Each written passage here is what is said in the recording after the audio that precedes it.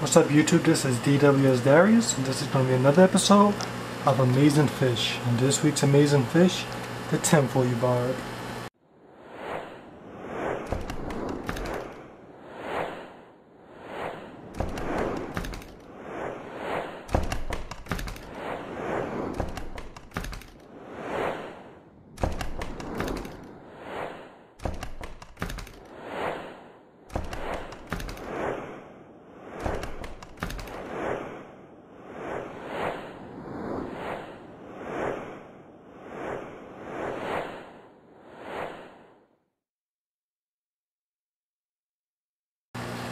Okay YouTube, so right now you're looking at my 3 Tinfoil Barbs, 2 of which are albino and 1 is my regular red fin Tinfoil Barb, and these fish are just extremely amazing.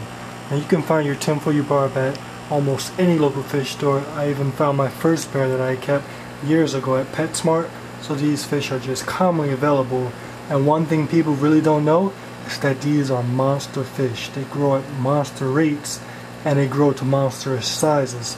So when you look at these guys at the local fish store, they really look like cute little tiny community fish, sort of like the ones above.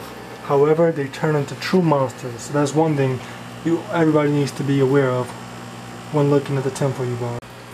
Okay, so one of the things I enjoy most about the Tinfoil Barbs is that while they do reach monstrous sizes, between 8 to 10 inches, they really don't carry that monster attitude that some other fish will carry, like the red devil cichlid or even the tilapia. These fish get huge, but they really aren't crazy fish. Now if you've kept tiger barbs or Denison barbs or any other types of barbs, you can really know how these fish behave, because they behave very similar to all other types of barbs.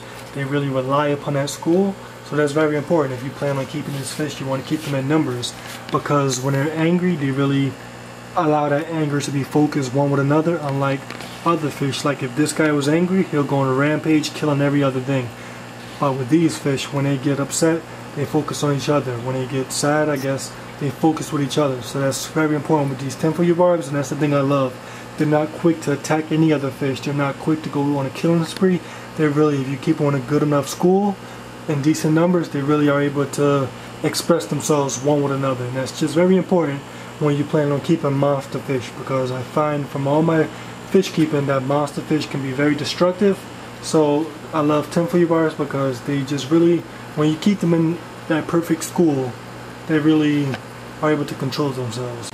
So in terms of schools, you know, the more is better, but remember that these are monster fish. So to keep a decent size Tinfoil Barb school, you need a decent sized tank. Now these fish grow very fast and they grow to very decent sizes. Right now I have mine in a 55-gallon tank. However, I have no plan on keeping these fish in this tank forever. Over there I have an empty 90-gallon tank, so when they reach that size they'll be transferred over there. So yeah, if you keep these fish, you want to make sure you give something with a decent width, and the size of your tank will determine the number of your school. You know, you don't want to keep 10 Tinfoil Barbs in a 90-gallon tank. That's obviously way overdoing it. And a 90-gallon tank, I will only keep 3, as you see I have now. So yeah, these fish rely on schools, and you want to make sure that with those schools you keep a decent size tank as well.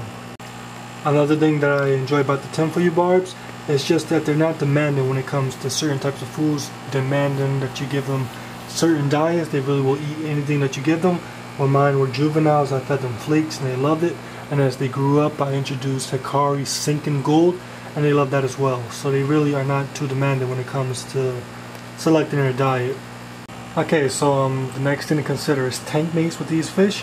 And it's really important to choose tank mates because, as I said before, these fish are not aggressive fish. They do get big, and sometimes that size can intimidate certain other fish, which will make them attack them, and that can be really deadly because these fish don't fight back. I mean, they'll just sit there and be almost killed if you don't do anything about it. So you want to make sure you provide the correct tank mates that's not too aggressive. Certain tank mates that I found to be a bit too aggressive for these fish are solitary filament barbs. Now these barbs, when you keep them alone, from my experience, they really do a lot of damage to these bigger Tinfoil Barbs, and that's because I guess the Tinfoil Barbs are so bigger they feel intimidated, and they try to do the best they can to keep dominance over them. So that's what will happen in a lot of cases when you get aggression with these fish. These tinfoil barbs get bigger, and when they're kept with smaller aggressive fish, the smaller fish will do what they can to stay dominant, even if it means attacking them and keeping them bruised and battered. So you really want to watch what fish you choose as tank mates. Make sure you don't just watch any fish that you put with these guys, and make sure that they're not too competitive with aggression. This guy originally was at first, but eventually he found out that they were no threat, that they're punks, so he sticks to himself. He messes with them every now and then, but nothing too deadly. So that's another important thing to consider. Okay, YouTube, so that's been a look at the tinfoil barb. Now, the number one quality about these fish, in my opinion, is just that they're just so entertaining. These fish are super active, always moving back and forth in the tank, no matter what time it is. I could come in the middle of the night and turn a light on, and they're back and forth. I can shine a flashlight when the lights are off, and still see them moving back and forth. So if you want fish that's just highly active, fish that grow to a decent size, and fish that just are amazing, very social with you, and just can really become true pets that are not too aggressive, not too mean, tinfoil barbs are definitely the fish to consider. So yeah, this has been another episode of Amazing Fish. For more amazing fish, make sure you subscribe and check out the Amazing Fish playlist. Thank you all for watching, and as always, feel free to like, comment, and subscribe.